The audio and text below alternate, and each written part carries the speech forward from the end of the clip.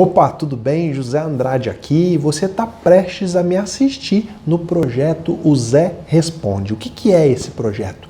Todo sábado às 10h30 da manhã eu faço uma live no meu canal do Instagram onde eu permito que os participantes entrem ao vivo comigo, que eles exponham lá as dúvidas práticas que ele tem, as dúvidas relacionadas ao dia a dia da advocacia e eu ajudo eles a responderem, a resolverem essas dúvidas. E agora você tem a oportunidade de assistir aquilo de melhor, a síntese, o resumo do que de melhor acontece nessas lives de sábado de manhã. Se você quiser participar também ao vivo dessas lives, na descrição desse vídeo vai ter o meu canal do Instagram, é só você aparecer todo sábado, 10h30 da manhã.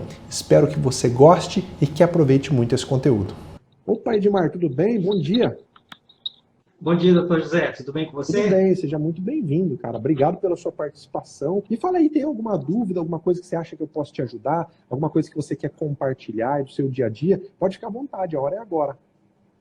Tenho sim, doutor. Bom, eu vivi na minha prática uma das dicas que você deu, isso em audiência, você dando para a gente dica de como a gente manifestar com o juiz quando a gente fala algum requerimento para o juiz, numa audiência mesmo, e o juiz indefere essa audiência. Então, dentre as dicas que o doutor dá, é da gente gravar, né? Eu já tenho como de praxe de entrar na sala de audiência, independente de nada, eu já coloco a gravação. Porque aquilo ali pode ser usado para mim em alguma situação que eu acho que seria pertinente. Inclusive, eu agradeci você pela dica que foi dada, você me respondeu de forma muito educada, confirmou que realmente a minha postura foi correta. Bom, mas vamos à minha dúvida. Eu tenho uma dúvida muito grande com relação à tutela antecipada. Só que a tutela antecipada não para o autor, para o réu. Quando é que seria a parte mais... como é que eu posso dizer a palavra? Mais correta do réu entrar no processo com pedido de tutela. Eu já cheguei a estudar o caso algumas vezes e senti dificuldade justamente nisso, porque o autor ele tem direito de tutela antecipada, né? O réu já tem essa dificuldade, então ele tem que ter o momento certo para adentrar no processo para entrar com tutela. Aí eu gostaria que o doutor falasse para a gente sobre isso. Legal, muito obrigado pela sua pergunta. Essa dúvida não é só sua, não. Eu recebo ela constantemente, tá? Mas aí a questão é de lógica. Por que de lógica, tá? A questão não é nem jurídica, a questão é de lógica. Quando se entra com uma ação, qual é a postura do autor? A postura do autor é pedir, né? Ele postula, então ele entra com uma postulação. Por exemplo, ele pede uma indenização. O réu, qual é a postura do réu? Ele é de se defender, tá? Então ele se defende, tá? Ele quer que o pedido do autor seja julgado improcedente. Mas o réu, ele também pode contra-atacar às vezes, ele não pode se defender e também formular um pedido reconvencional, ele não pode entrar com uma reconvenção? Ele pode. Então, a única hipótese de o réu formular pedido de antecipação de tutela é quando ele faz pedido, tá? Na forma de reconvenção. Se ele não faz pedido, se ele só se defende do pedido do autor, ele fala, não, eu não fui culpado nesse acidente, ou não, eu não gerei esse prejuízo. Ele não está pedindo algo de mérito para o juiz, ele está se defendendo. Tá? Quando ele só se defende, ele não pode pedir tutela antecipada. O que ele pode fazer? Ele pode se defender de eventual tutela dada para o autor. Então, se o juiz lá na inicial deu uma tutela antecipada e falou para o réu, ó, réu, você já tem que começar a pagar uma indenização por conta desse acidente, já agora, no começo da ação.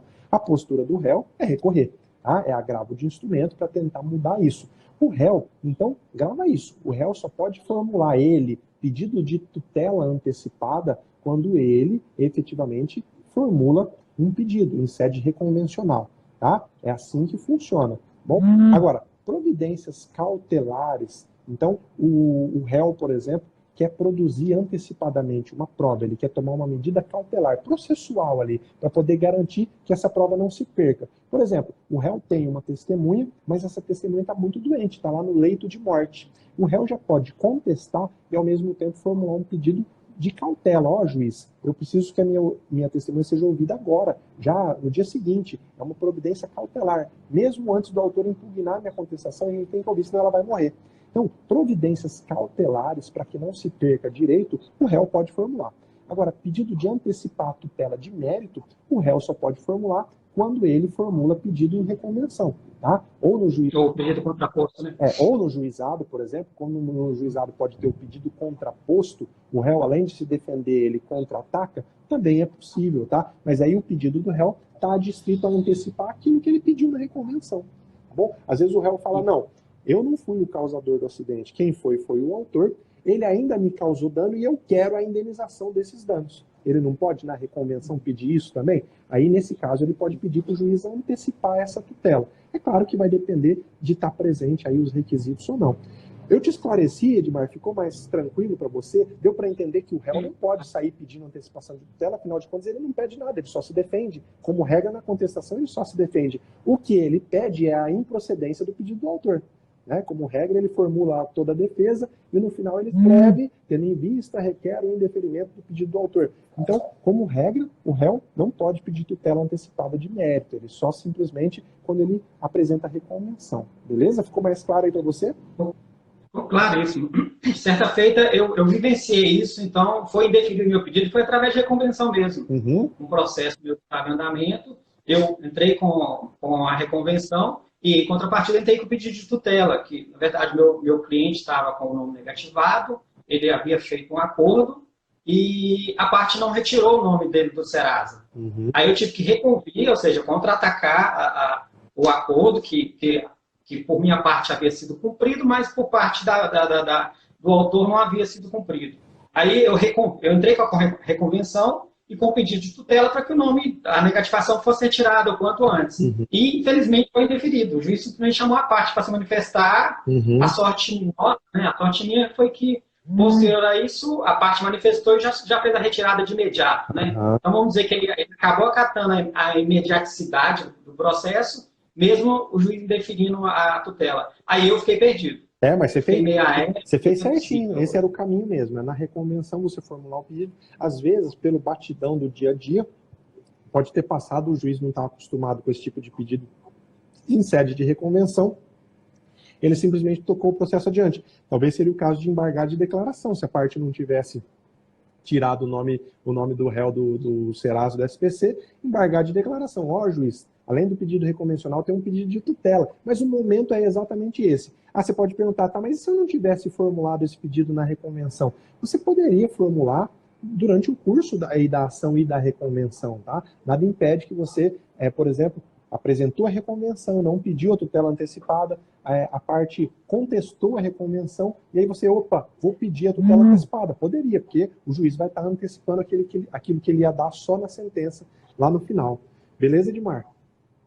Certíssimo. Muito obrigado. Forte abraço a você e os demais que estão assistindo aí. Valeu, tá, cara. Eu que te agradeço aí, tá? Mais uma vez, um grande abraço para todos os mineiros aí. Fica com Deus, cara. Até mais. Tchau. Tchau. Deixa eu ver se a Thaís Gadelha, mandou aí, Thaís. Vamos ver, eu quero a participação feminina. Me fala aí, você tem alguma coisa, tem alguma dúvida, alguma coisa que te deixa inquieta, alguma coisa que você queria perguntar, ou alguma contribuição que você quiser dar? Conta aí, fica à vontade. Eu tenho uma dúvida também em relação à ação declaratória. Eu me deparei com um caso um dia desses, fiquei sem saber o que fazer e estou pesquisando ainda. Manda ver, se eu souber, eu vou te ajudar. Que ótimo. No caso de ser uma pessoa falecida e não ter deixado descendentes em uma ação declaratória, não é possível que tenha uma ação sem autor, não é mesmo? E aí, quem vai suceder a pessoa que faleceu e não tem descendentes? Peraí, mas me fala aí, qual é o objetivo? Você quer que o juiz declare o quê? No caso, o réu. O réu que está fazendo um pedido e o autor morreu. O réu está pedindo que seja declarado um direito dele, que seja declarado que tem direito a uma pensão, por exemplo. E o autor morreu. Pensão por morte dividido entre a falecida, a companheira e a cônjuge, na verdade, coisas assim. Funciona sempre assim. Ainda que uma pessoa tenha morrido, se ela deixou um direito, o direito pode ainda nem ter sido reconhecido em juízo, mas se ela deixou um direito, por exemplo, se eu falecer hoje, Os meus sucessores têm direito a uma pensão do Estado. Eu exerço uma função pública, lá na lei está escrito que se eu falecer, os meus sucessores têm direito a uma pensão do Estado. Tá? Certo. Então, quando eu faleço, os meus direitos, eles automaticamente eles são transmitidos para os meus sucessores. Tá? Porque eu preciso da chancela do Estado através de um inventário, às vezes, né? Se eu deixo, por exemplo, um carro, eu preciso que o Estado chancele através do inventário, dizendo agora esse carro é da filha do José. Tá? Quando eu deixo um direito que precisa de reconhecimento judicial, aqueles interessados, então os meus sucessores, eles podem pleitear em juízo esse direito. Então, o direito à pensão. Vamos dizer então, tá? Não é o caso, porque eu tenho que falar que é hipótese, senão eu aponto a minha mulher. Então vamos dizer que eu tivesse a minha esposa e eu tivesse uma amante com quem eu convivesse, publicamente em outro estado. Viajo todo mês para outro estado, estou lá convivendo publicamente, eu teria aí uma união estável e, ao mesmo tempo, o meu casamento, tá? Vamos repetir. Isso é em tese, porque senão eu vou apanhar da minha esposa na hora que ela chegar, tá? Sim, registrado. E aí, a partir do momento em que eu venha a falecer, essa amante com quem eu vivo em união estável, ela pode sentir que ela tem direito à pensão. Então, ela pode, por exemplo, entrar com uma ação declaratória para que o juiz declare que ela tem direito a essa pensão, porque ela vivia comigo em união estável. Quem vão ser as pessoas que vão ter o direito atingido? Na verdade, quem vai ter o direito atingido é a minha esposa. Então, é ela que tem que ser réu na ação declaratória. Então, a amante quer que seja declarado que ela vivia em união estável comigo e que ela tem direito à pensão. Quem que vai ter o direito atingido se o pedido dela for acolhido? A minha esposa. Então, não é uma ação contra o falecido. Na verdade, é uma ação contra o sucessor. Agora supondo o inverso, que tenha sido a sua esposa que foi em juízo para declarar que não existia uma união estável. Certo? Bom, e que sua esposa tenha falecido e não tenha descendentes. Este é o problema. Quem fica no polo ativo? Para ela falar que não houve uma união estável, ela tem que apontar com quem? Olha, não houve com fulano de tal. Se ela não aponta ninguém, aí ela não tem interesse de agir. Aí essa ação não tem nem que existir. Tá? Para a gente pedir para o juiz declarar alguma coisa, tem que ter alguém direito aparentemente em conflito. É o direito da minha esposa com o direito da amante fulana de tal. Se ela nem aponta quem é a amante fulana de tal, ela não tem interesse de agir. Essa ação não tem nem que continuar. Ela não passa aí das condições da ação. Tá? Sim. Deu uma clareada? Deu. Agora foi aqui, porque fiquei sem entender no momento, fiquei pesquisando. Tá um pouquinho. O que acontece? Às vezes as pessoas esquecem dos fundamentos básicos e entram com ação que, para a gente se defender, né, fica muito difícil. E olha, eu encaro isso quase todos os dias lá no fórum, com pedidos que às vezes não tem pé nem cabeça por falta de fundamento básico. Qual é o fundamento básico para você entrar com uma ação? Ver se a pessoa preenche as condições da ação, a legitimidade, o interesse de agir, né? E o antigo também, que hoje não se exige mais, que é a possibilidade jurídica do pedido, tá? Então, você precisa olhar se as condições da ação estão presentes. Nesse exemplo que você citou, se a pessoa nem menciona quem seria a suposta amante, o juiz não tem o que declarar. Tá? E aí, se o juiz não tem o que declarar, falta aí até interesse de agir, não há um conflito aparente. Tá? Obrigado pela sua participação, obrigado pela pergunta, eu gosto muito de refletir. Eu que agradeço a oportunidade. Voltando às bases, tá? Obrigado mesmo pela sua participação. Que ótimo, então eu que agradeço a participação. Obrigado, fica com Deus, até mais. Bom dia, tchau, até. Vamos lá, deixa eu ver aí, vou chamar mais uma pessoa para depois a gente poder voltar e falar das situações que causam medo na sala de audiência. Bom dia, meu nome é Ariane. Oi, Ariane, tudo bem? Você fala da onde? Aqui em Vitória, Espírito Santo. No civil eu tô com bastante dificuldade na execução, né? Que aquilo que o senhor sempre fala, não adianta a gente ganhar, mas não levar. Então, aqui no nosso estado, não vou falar nome de magistrados, né? Mas a gente ganha a execução, vamos dizer assim, né? Só que na hora que a gente faz pedido, sabe? A gente faz 1, 2 pedidos subsidiários. Eles olham primeiro, aí não consegue, aí a gente tem que ficar retificando. E essa semana, inclusive, eu tive que fazer uma petição de retificação. Porque eles não analisam os nossos pedidos. Isso eu tenho certeza que vários colegas passam por isso também, né? E as suas dicas têm me ajudado bastante. Legal, eu fico feliz. Ó, deixa eu te falar uma coisa, tá? É um problema Ah, crônico que a gente está enfrentando na justiça, eu enfrento aqui também, que, assim, não dá pra gente fugir, tá? É o excesso de trabalho, é incrível, incrível. Na minha vara sim, são 4.000 processos, eu trabalho com execução, trabalho com ações civis, então é humanamente impossível para um juiz com uma equipe, e é lógico que também tem colegas que às vezes deixam a desejar.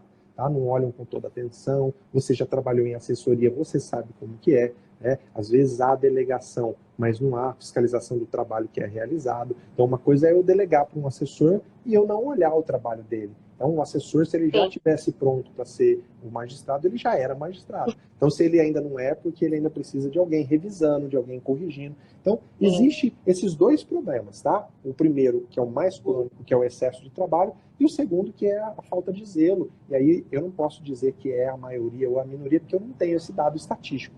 É claro que às vezes o advogado tende a falar que não, é a maioria, em todo lugar isso acontece. Eu não posso ser leviano de falar isso porque eu não tenho esse dado estatístico, tá? Mas assim, eu sempre sim. procuro acertar. É claro que a gente não acerta todo dia. Às vezes eu também posso deixar passar um pedido. Agora, quer uma coisa de efeito muito prático? Se você já viu que é assim que acontece, formula um pedido de cada vez. E aí, cada pedido, se for o caso, você vai conversar na assessoria, tá? Porque daí o foco do magistrado vai Uhum. naquilo, aquilo anda mais rápido, tá? É claro que às vezes pode parecer mais cômodo você, ó, faz Bacen Júdice, se não der certo Bacen Júdice, faz Renajúdice, se não der certo Renajúdice, faz isso. O juiz vai fazer, talvez a assessoria vai fazer aquilo que for mais fácil ou mais rápido, vai negligenciar o restante. Então, formula um pedido de cada vez. Eu acho que na prática talvez você vai ter mais sucesso, tá? Eu não sei se era essa a sua dúvida, mas se tiver outras, manda aí, eu Na tô aqui para te verdade, ajudar. é. Na verdade, isso que você acabou de falar agora no final é o que eu tenho feito. Na verdade, foi o que eu fiz essa semana, entendeu? Porque eu tinha feito, só para você entender, eu tinha feito o Bacen Jude, deu 100 crédito, identifiquei que ele tinha uma empresa ativa, e aí pedi também o Bacen Jude novamente, deu 100 crédito. E aí eu já tinha pedido na última petição o Renajude. E inclusive tinha identificado o endereço do rapaz, né? Do executado, no interior do estado do Espírito Santo. E fiz esses 3 pedidos desculpa, na petição. Só que não foi deferido, né? Aí eu fiz isso que o senhor falou. Aí agora, quinta-feira, foi bem rápido. Eu acho que a gente pode criticar, mas a gente tem que elogiar também. Eu fiz o pedido meio-dia, 1h pouco o juiz analisou o meu pedido e fiz o pedido do Renajude. E aí, finalmente, eu consegui, entendeu? E aí ele fez a restrição de 2 bens. Não vai ser suficiente para o crédito, mas pelo menos finalmente eu consegui pelo Renajude. E aí o juiz já proferiu uma decisão determinando essa intimação. E aí agora entra a minha pergunta. Esse rapaz, esse executado,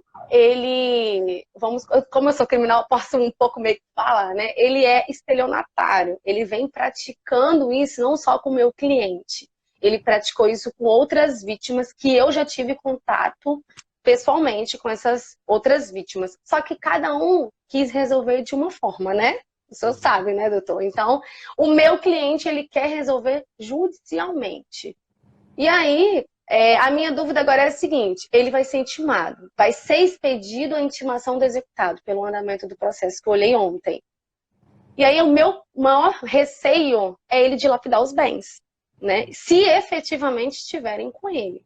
E aí eu estou pensando em fazer um pedido, e aí fazer o que o senhor falou, ir lá despachar pessoalmente, no sentido de que expede uma carta precatória, porque é no interior do estado, entendeu? Ir lá para poder fazer com um oficial de justiça, para ver e colocar o meu cliente como para ser o responsável pelos bens.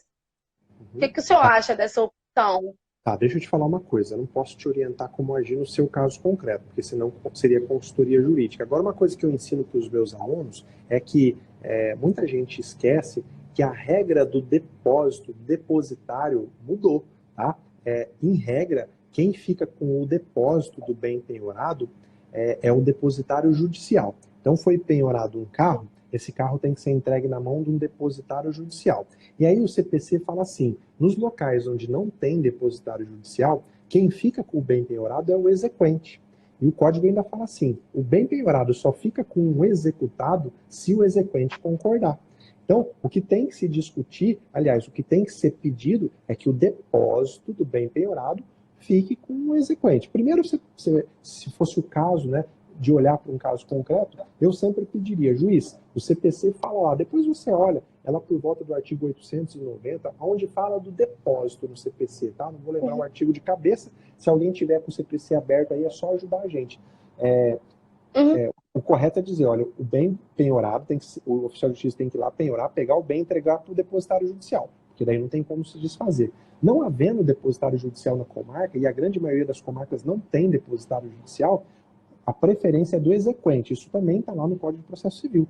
Tá? Então, não tem que ficar com o executado bem, porque se ficar com o executado, a chance dele sumir, de dilapidar, é muito grande. Tá? Dilapidar. Então, pensando nas regras do depósito, olha o Código de Processo Civil e vê o que é mais adequado para o seu caso. Tá? Eu estou, assim, passando um parâmetro, porque, como eu disse, eu não posso analisar o seu caso concreto, senão eu ia te dar uma consultoria jurídica. Mas o raciocínio é exatamente esse.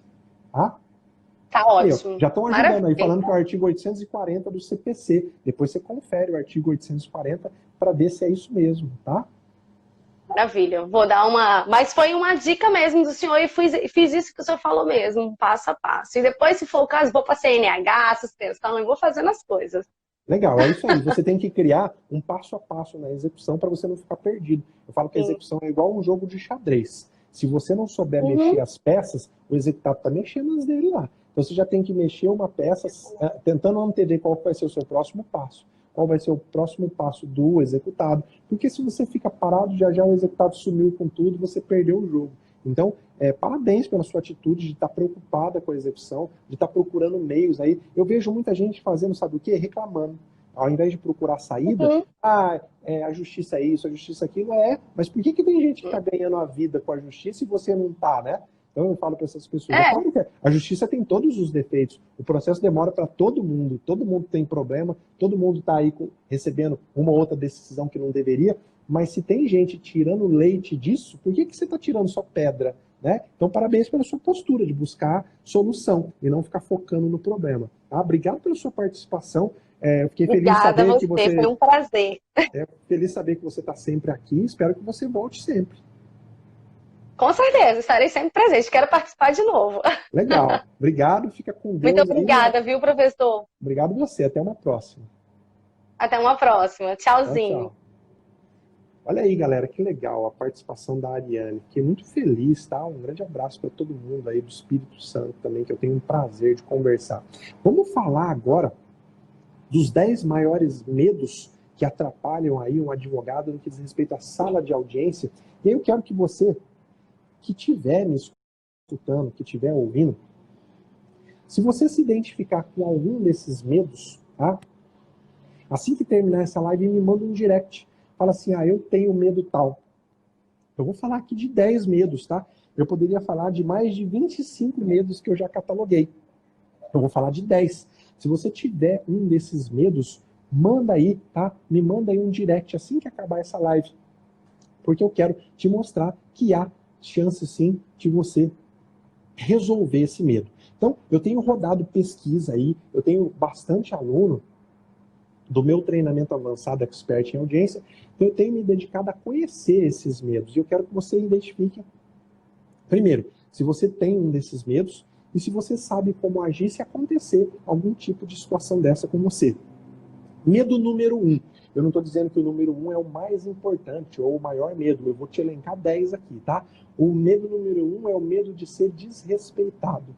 Você já imaginou lá em plena audiência você ser desrespeitado pelo advogado da parte contrária, você ser desrespeitado pela parte contrária, você ser desrespeitado pelo promotor ou até mesmo pelo juiz? Você tem ideia do que fazer, de como agir? Você já passou por esse tipo de situação? Esse é um grande medo que muita gente me relata, tá? Segundo medo, medo de ser pego de surpresa. Imagina, você se preparou para a audiência, estudou todo o processo, chega lá na hora, acontece uma situação surpreendente, para a qual você não estava preparado. E aí? Como que você faz? Você pode estar me dizendo, mas professor, se a situação é surpreendente, como que eu vou me preparar para ela? Há um método. Eu tenho ensinado esse método para os meus alunos, e se você olhar nas minhas redes sociais, você vai ver que eu tenho muito vídeo falando como se preparar para não ser pego de surpresa na sala de audiência. Esse é o segundo medo que a galera tem me relatado, tá? Medo de ser pego de surpresa. E olha, eu posso te dizer, eu faço audiência toda semana, e toda semana eu vejo o advogado sendo pego de surpresa. E quando ele é pego de surpresa, o que acontece? Ele fica paralisado, fica sem saber como agir. E às vezes isso pode trazer muito prejuízo para o cliente. Terceiro medo que os advogados têm, medo de errar por falta de experiência. E olha, se você é advogado e está aí no dia a dia, é difícil você ter trazido já uma experiência durante a faculdade. São poucos aqueles que têm a oportunidade de fazer um estágio durante a faculdade. A grande maioria está tendo que trabalhar aí para pagar a faculdade e não tem a oportunidade de fazer um estágio. Então existe esse medo é sério, tá? Quarto medo, medo de não saber impugnar algum argumento da parte contrária. Imagina, você está lá, a parte levanta um argumento, apresenta uma argumentação em audiência, e o juiz passa a palavra para você. Fala, doutor, o senhor está com a palavra para apresentar impugnação a esse pedido. E você simplesmente não sabe como impugnar. Por exemplo, um pedido de produção de uma prova que até então não tinha sido produzida. E você nem pensou nessa hipótese. O juiz passa a palavra para você e você não sabe como impugnar. Outra coisa é uma contradita. Às vezes você leva a sua testemunha, a parte vem e apresenta a contradita, o juiz vira para você e fala, doutor, o senhor está com a palavra para impugnar a contradita e você não sabe como impugnar. Esse é um grande medo dos advogados. O medo de não saber como impugnar alguma coisa que foi falada em audiência. Quinto medo, medo de não agir quando se deveria agir e deixar precluir algum direito do cliente. Você sabe que na audiência existem momentos preclusivos, que se você não agir, você não vai poder agir depois, o seu cliente pode ser prejudicado. Eu acabei de falar de um exemplo, o momento de arguia contradita. Você sabe que quando o juiz começa a qualificar a testemunha, se você sabe que aquela testemunha é a amiga íntima da parte, é nesse momento que você tem que agir e alegar a contradita. Se você deixar passar esse momento, o seu direito de alegar a contradita vai precluir e aquela pessoa vai ser ouvida como testemunha, quando na verdade ela não deveria ser ouvida como testemunha. Então esse é um grande medo, tá? Medo de não agir quando deveria agir e acabar prejudicando a parte. Um outro medo que as pessoas me relataram, e eu estou olhando aqui para o lado porque eu estou com o meu computador aberto, porque são 10 medos, eu não queria correr o risco de esquecer nenhum. Tá? O outro medo é o medo de ser advertido na frente do cliente. Você já passou por alguma situação do juiz dar alguma forma de advertência para você em audiência? Às vezes, infelizmente, tem magistrados que são um pouco indelicados ou dão advertência quando não é essa a função do magistrado. A função do magistrado não é advertir o advogado, é deferir ou não direito. Mas isso, infelizmente, acontece. E muitos advogados têm esse medo. Medo de ser advertido na frente do cliente. E o cliente fica pensando, tá, o meu advogado não vai falar nada, ele não vai fazer nada. Então, se você tem esse medo, eu quero que você identifique isso, porque isso pode ser um grande problema, tá? Mais um medo, medo de perder algum prazo que depois não dá para recuperar. Aí eu estou falando prazo mesmo, prazos em dias. Por exemplo, às vezes a pessoa está acostumada com a audiência do juizado especial, na qual ela pode levar as testemunhas, ela não precisa arrolar as testemunhas previamente, e aí ela vai fazer uma audiência na justiça comum e ela perde o prazo para arrolar as testemunhas. Chega lá no dia, ela e a parte, e aí o juiz fala, não, doutor, o senhor perdeu o prazo. E aí o cliente fala, mas como assim?